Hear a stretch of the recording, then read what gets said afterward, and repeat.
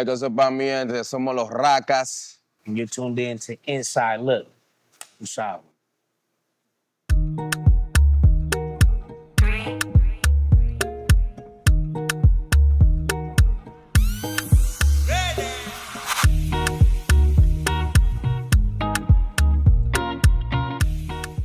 What's going on, y'all? This is the Inside Look. My name is DoeTheUnknown, and today we got some special guests in the house. The legendary Los Rakas, man, straight out of East Oakland and Panama, doing a thing, making real music happen. It's a blessing to have y'all here. We appreciate y'all being here, man. For sure, my brother. Thanks for having We us. saw the performance. The performance was dope.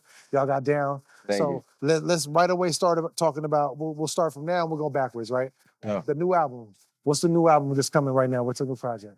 RAKA ZAZA. It's called RAKA RAKA ZAZA because it's high grade music and different flavors. Okay. You know what I mean? That Northern California fuego. Okay, and is this album primarily Spanish music or is this English music? Yeah, we mainly Spanish music. Rico came, he was in Colombia and he was over there with a lot of young up and coming artists, and he brought like 2-3 songs with him. And we started working on the album from there. Yeah, because when I was in Medellin, Colombia, like it gave me like a lot of Northern California vibe. Oh, really? Yeah, for sure, because people smoke weed out there like how we do, like excessively. But they also had good quality weed, you know what I mean? So it was like, it was a vibe, you know what I mean? And then also, I got to go check out the talent out there, and I'm like, yo, these youngsters are really good. Like, you know what I mean? We were able to compliment each other. And on top of that, they were, really, they let me vibe with them and not like, they didn't feel no kind of way. Like, they didn't have no egos, you know what I mean? And, I've been doing music for a long time. We've been in the game for a long time. Grammy-nominated. Say that. Yeah. Say that. So, we got a lot of experience, and then I felt like I liked what they were doing, but we could adjust it right here a little bit and do all that other stuff. And they were so open to it. And then, so when I came back, I just felt like the connection between Medellin, Colombia, and Northern California was like, they smoke trees like how we smoke trees, and they had good quality trees. It was outdoor, It was like, outdoor there is indoor tropical. It's like tropical shade. Well, Medellin is the weather is a little cooler. Oh, okay. It's like spring. Spring all year round. Okay. Right?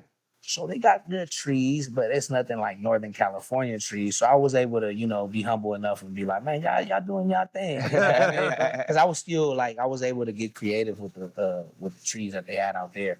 And then when I came back over here to the Bay, I felt like I had something, that I wanted to share with my bro. And I'm like, look, we need to name our project the RAKA ZAZA. We come out with some RAKA ZAZA, you know what I mean? We do the whole RAKA ZAZA thing because at the end of the day, the way we make our music is smoking Northern California trees. Right, that's the ritual. That's the ritual. We cannot make music without puffing on that Northern California, Say that. Shout out everybody, that be supplying us, Yeah, right. And then it got to a point where it's like, okay, now we want to drop our own thing. And the RAKA ZAZA is like really potent, because it has, that Caribbean flavor, it tastes like coconut and maybe a little bit of pineapple and mango. I say that. We got up and coming artists from Colombia too, from Panama, you know what I mean? So it's like a fresh new sound, man. Nice. The album got a fresh new sound. And when is this album dropping? We already dropped it. It's so that's it's what out we're right promoting now, right y'all now. go pick it up. Yeah, we got a show in Panama coming up, in Colombia coming up. So yeah, that's the one we're promoting. What's so crazy about this project, right? Like, all the music we've been making lately is like, I still feel like I'm 22 years old. My bro, I'm sure that he feels the same way. Yeah. We still let like we 21 and 22, right? But when we go over there, these kids is calling us Yeah, it kind of stings a little, don't it? Niggas be calling me too, bro. I said, it's good, Rico. It's like you could be his mama's brother. It's a respect thing, you know what I mean? It's a respect thing, but it's like, but listen, I'm not bro. We at the studio session, right? We in Panama right now, right? And it's like the studio is deep because everybody want to come by with us, And it was like such a dope experience because, you know, our country is showing us the love and respect, you know? So everybody's in there and we like, hell yeah, we gonna let the whole community in this bitch, right? So, but one of them little niggas called me Unc. You know what I mean? And I was kind of like, bruh, you see me? Yeah, I look fly, nigga. I don't look like no fucking uncle, nigga. You Coordinated. know what I mean? You know what I mean? I'm a fly brother. You know what I mean? So I like, bruh. I like, dude, come here. Let me holler at you real quick. Come over here. Do you hear that? You just call me Unc, bruh. And dude trying to talk me out of it. No, you Unc, bruh. Like, but it's not a bad thing. Like, Yeah. no, they acknowledging the respect. And I'm like, nah, I ain't feeling that. You know? But overall, you know, after we left and, you know, we made the music and we seen how dope it was and how they didn't have no ego, you know what I mean, to work with us. And man, I just feel like we've been making the best music that we've ever made before. For sure, yeah. That's dope. You said something earlier, how you feel like you've been doing music for so long, but you feel like right now you got it dialed in perfectly to what you. Yeah, like I think we finally found our sound. Like, to be honest with you, like when you listen to the Latin music industry right now, what they're doing is stuff that we've been doing for so many years, but we were experimenting. Right. You know what I mean? We were trying to figure out, like, we've been doing rap for so long that we like, let's do something else, you know? And being from Panama, like in Central America over there, you know, is the mecca of like reggaeton. Like, the world knows it as reggaeton, but we know it as reggae in Spanish, and we know it as Afro-beats. plena, Panamanian plena. And so by us just also like idolizing the legends from back home, we seen how versatile they were. Like Panama is a hub of music. You know what I mean? It's the Panama Canal. So you got people from all over the world. It's like the Bay Everybody's Area. coming in, For sure. You know, so, you know, all the legends that we grew up listening to, like, we seen that, like, they wasn't scared to try other styles and different genres. Different topics, political, Right. love songs. It's something for the streets, something for your mama. You know what I mean? And back home, they didn't look at you like, man, we just heard you rap some street shit. Why are you doing a love song?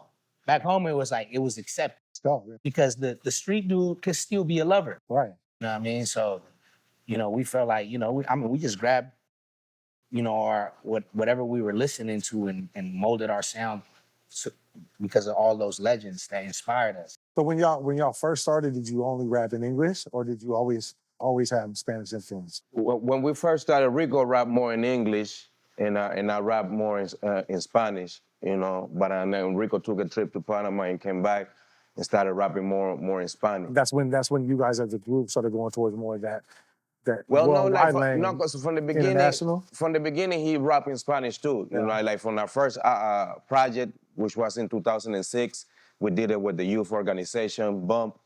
From that album, you can see our versatility. Like rapping, we have songs R&Bs, we have songs hip hop. We your have guys' songs talking feature about, list is crazy. We're talking about in the invasion of Panama. You got songs with Blondie. You got songs with E40. Yeah. Nina Sky, Baby Bash, Burner, Keep the Sneak, Cool John, San Quinn, Showbanger, X-Rated, Guapole, I Am Sue, Baby Gas, Atropolis. Man, that's just a few. You know what I mean? Yeah. Out of all that, what's the one collaboration that stood out the most to y'all, that meant the most to y'all? Man, I think for me, the one with X-Rated, bro. That's new since he's been out or before? Like, it happened right before the pandemic, like maybe like 2 or 3 months before the pandemic.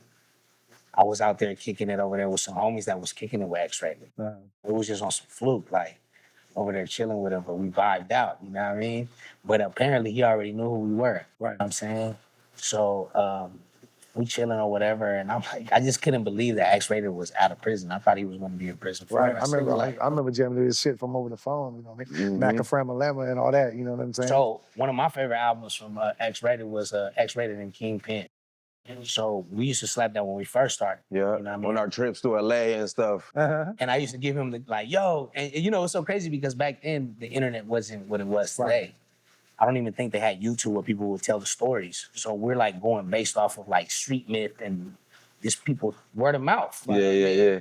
So like X-Rated, like, yo, I'm telling him the story like he's been in prison such a long time. He's probably gonna do life in prison, but he's making music out of prison. I'm like, listen to this, bro. Look how raw this dude is. Like, you know? Yeah, he giving me the game because I'm fresh out of Panama. You feel me? He was back and forth, so he grew up listening to So he's bringing all the Bay Area gangster music too. You know what I mean? So he's telling me who X-Rated is, and then fast forward. Yeah, I'm a big fan of just California music from the south all the way to the north. You know what I mean?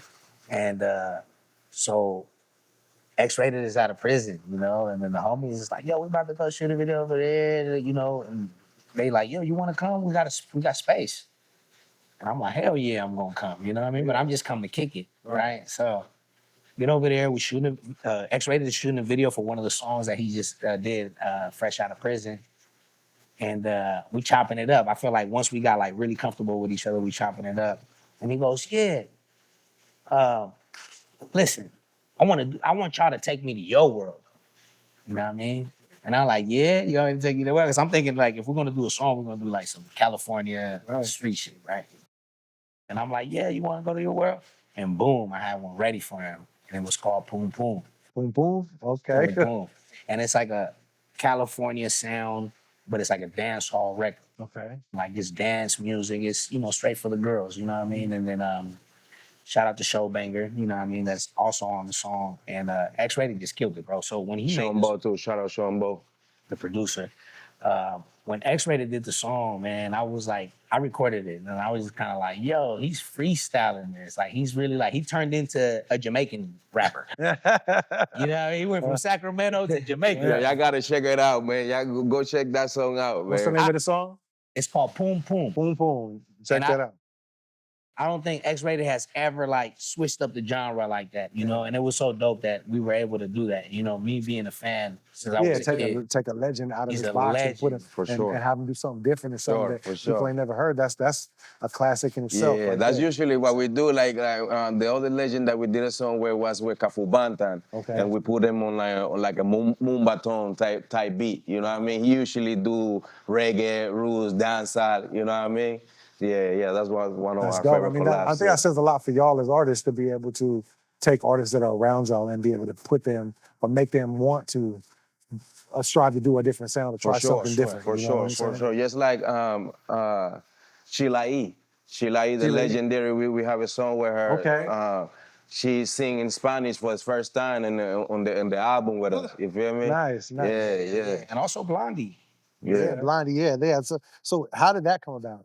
Because that's a new wave band. Blondie hit us up. Y'all dropped that in 2014, right? Yeah, that was like Blondie's 30-year anniversary Ghost of album. Download or something like Ghost of Download. Yeah, that was like a 30-year anniversary album. And when they hit us up, like Blondie, we were like, no way is that. There's no way. We didn't believe it, bro. It's the Blondie. Right. You know what I mean? Because you know Blondie was one of the first person to put hip hop on TV. You feel me? Because Saturday Night Live, they invited her to perform, so she was like, okay, I'll perform if my homie performs, something like that, you feel me? And she put him on hip hop, you know what I mean? Yeah. So she's legendary for that.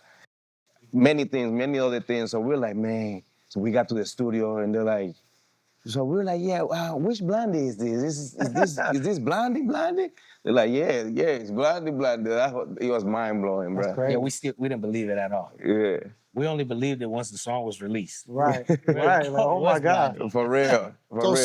So then let's jump to, let's say, 2016. 2016, you guys put out Los Rakas, a self-titled album. Yeah. They get nominated for a Grammy. Now you can say, Grammy-nominated group, Los Rakas. What did that feel like for you coming from East Oakland, coming from Panama, to now, like, yo, I've been nominated for a Grammy. What's that feeling like? I mean, that feeling was like graduation. Because honestly, you know, like at that Mama, moment, I made it. for sure, like, you know, it was like a personal goal type of thing, right? You know, the money is one thing, but you know, to get the respect for the music by your peers is like it's a big deal. You know what I mean? So at the time, you know, we just fell off with the label.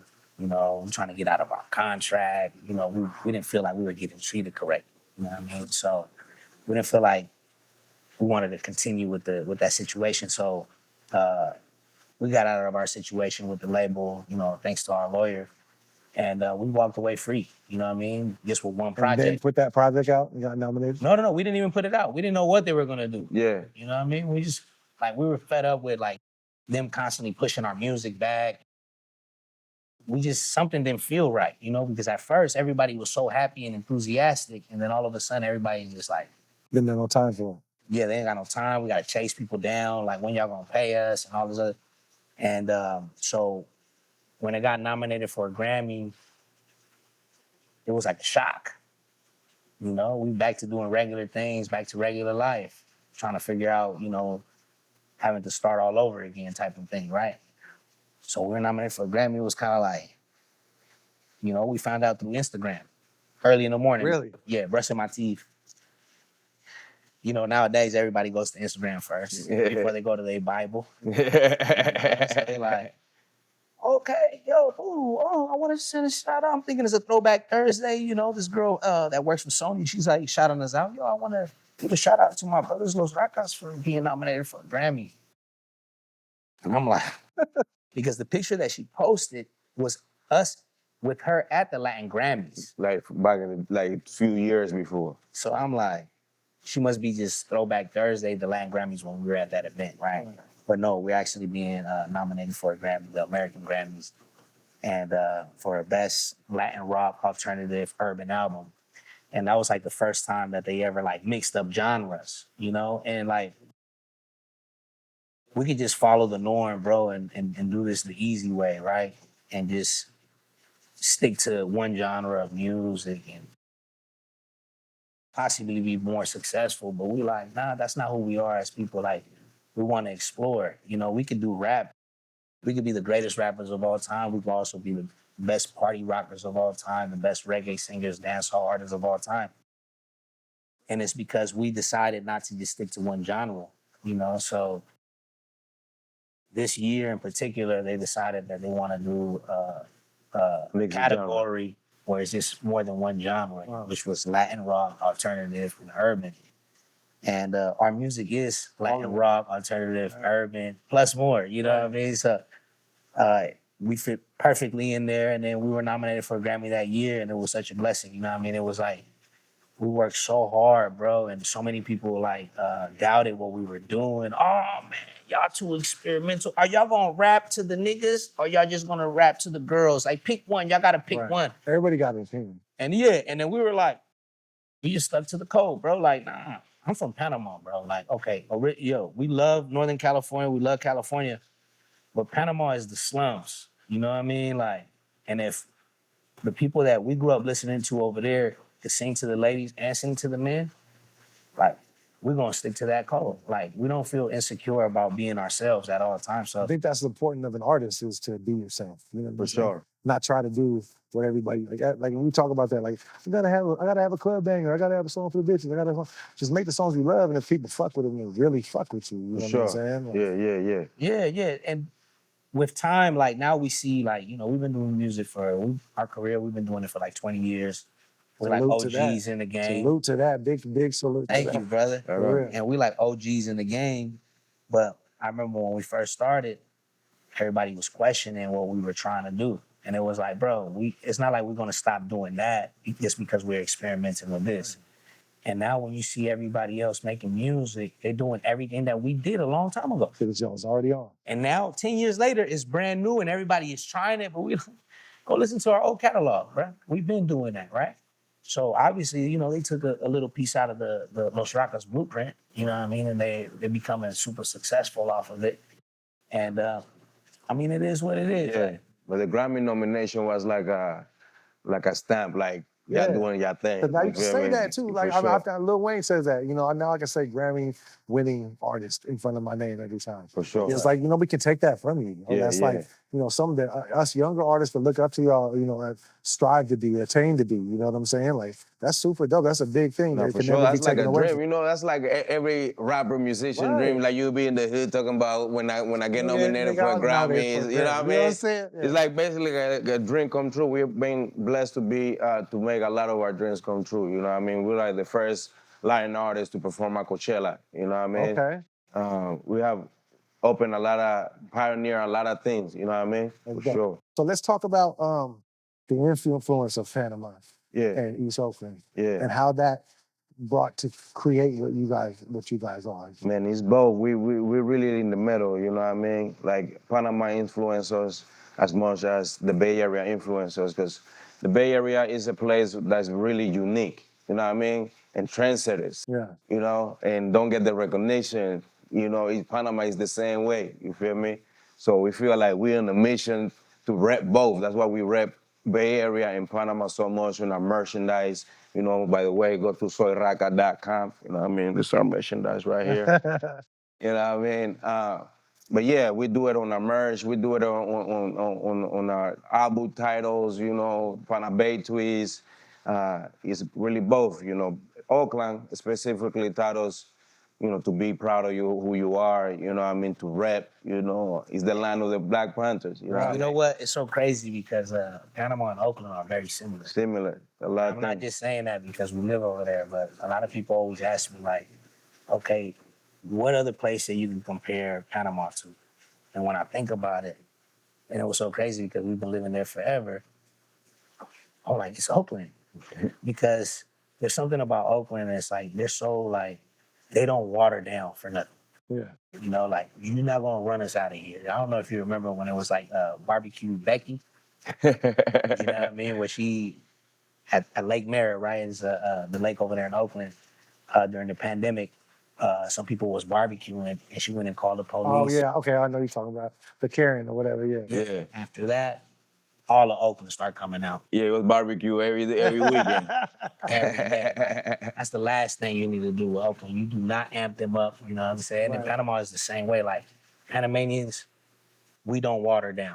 Like, if it needs to be a revolution and we need to go to the streets and, you know, stand up for something that's right, they're gonna do that too. You know, we're gonna party, we're gonna be ignorant, we're gonna do that, but we're gonna stand up for what's right.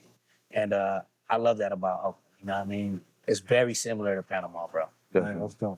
So, okay, is there, say like a specific song that maybe has more importance to you than your fans realize? Like something that really means a lot to you, but your fans might not necessarily know. It might not be your biggest hit, but it's something that means something to you. What's that song?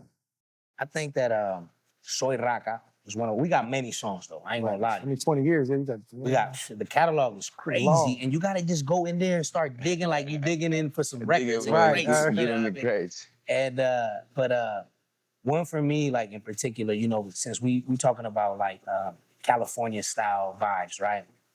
I think that Los Rakas, what we bring to the table as far as like the Latin music industry and the urban culture is that we are from the West Coast. Everybody's usually from the East Coast. So how we do things is a West Coast mentality, you know what I mean? And one of our most popular songs is a song called Soy Raka. And that's the first hyphy in Spanish song. Okay. I think it's the first and the last, to be honest. You know, because I mean, we did it. You know, I mean, we did it. One of our homies from the town, you know, his name is Amani. Shout out to him. He made the beat, bro. He hopped on it, and the rest was history. Like, it's still one of our biggest records to today. That's the same record for you, or it's a different record for you?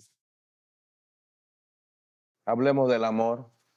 It's a record that I like. You know what I mean? What's that mean to you? Hablemos del Amor is we just spitting game on there, you know, like one of the things we like about, like, one of our favorite artists is E40, right? It's like that. He speak game. Like, whenever we make music romantic songs, songs to party, but we also make songs to like make sure we say something or we saying something, you know what I mean? So Hablemos del Amor is one of them. Hablemos del Amor, it means let's talk about love. Yeah. You know, I mean, E40 had that one love, you know, one love. I mean, that's the Bay Area, bro, and that's what I'm saying. Like, as far as similarities, like, you know, from back home, like I was saying, like the street dudes would talk about street stuff, but also talk about love, and it wasn't taboo. And the Bay Area is the same way. You hear Tupac talk about love. Yeah. Tupac, yeah. You know? So, yeah. Okay. So, let's say that there's a kid in East Oakland right now in Panama. He wants to come up, he wants to be a musician, and he's just getting started. What advice could you give to them? You gotta save your money. It takes a lot of money. Yeah. You know, in this industry is very expensive. It's $80 an hour for studio time. You feel me? Well, you know, nowadays you can do your own thing at the house and stuff, you know what I mean? But if you want to do it right and have the quality and have your music at the same quality as Jay-Z, when Jay-Z comes in the club and you give the DJ your music, you feel me? You got to spend money on that, you know what I mean? Aside from, you know, practice, work on your craft and stuff, you know? Advice I would give to the youth. Right, up-and-coming artists, right? Yeah. Up-and-coming artists, man, you know, just keep going, man. It's a marathon. Just find your sound, keep trying, and keep trying until you figure it out, you know, because we've been doing this for a long time. We done had our ups and we done had our downs. And, you know, we're looking for our second win right now. So we're swimming with the new generation, trying to figure out all this technology and all this other stuff, how it works. Everything's like, yeah, everything's content driven now too. Everything is content driven. So, you know, just keep doing what you're doing, bro. And if you love what you do, eventually it's gonna fall in the right place. You know, the first time our first win, everything was falling in the right place. You know what I mean? So let's talk about that. What would you say is your biggest success? I mean, whether it doesn't have to be the Grammy, it could be something personal. The biggest success and your biggest regret to this point doing music. Yeah, that's a good one. Man, it's just up and down. Like you said, it's a marathon, man. And especially this music thing, you just gonna go up and down. I feel like we're going up right now. You know what I mean? We've been down. You know, the pandemic. What's your biggest regret? What's like, damn, I wish I would have done it that way, or damn, I wish I would have done some music with them, or regrets. Yeah, you gotta have something because it's a long road. I don't know if I have regrets. Maybe some stuff we could have done better or stuff like that. Like, I mean, for me, I don't feel like I have a regret, but I think that maybe approaching things a little bit different. You know what I mean? Because a lot of the times what we don't realize is that other people don't communicate like how we communicate. You know, in Northern California, we might communicate like this. In Panama, we might communicate like this. But in Seattle, they don't communicate like that. Right. And they might think that you're being aggressive. Right. You know what I mean? But really, that's how you talk back home. Like, and just traveling and being around all kind of different people, I realized that everybody's different. So you got to be really, just approach every situation in a calm way and just kind of just, I don't know. It's maybe not like on some business shit, you know what I mean? Like a bit more diplomatic and stuff. Right. Yeah, like, you know, understand that everybody didn't grow up like. So your tone might come off as aggressive, but really it's just normal to you. Right. You know what I mean? So I feel like that could you could lose a lot of opportunities like that. And I think that we've lost a lot of opportunities like that because we don't know no better. We from the streets. Right. And we just learning as we go. But some people might get intimidated by that, you know? And that might mess up some opportunities. You know what I mean? So it's just mainly just sit back sometimes and just listen and just pay attention to what you're doing. You know, because most of the time, man, when everything is moving so fast, you just enjoying the moment.